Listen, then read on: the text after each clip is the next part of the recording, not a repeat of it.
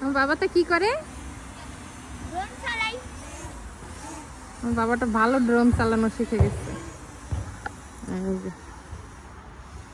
নিচে নামো বাবা।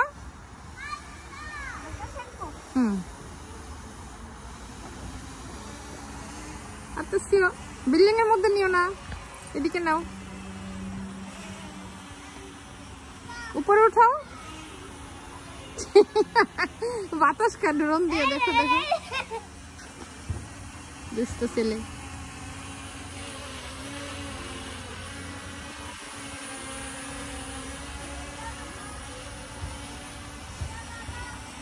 এরা এতটুকু বয়সে যে পরিমাণে এক্সপার্ট, আমরা আসলে এত বয়সে এরকম এক্সপার্ট হইতে পারিনি। মাশাআল্লাহ। এই গার মধ্যে এসে পড়বে কিন্তু। এত সিও উপরে উঠাও।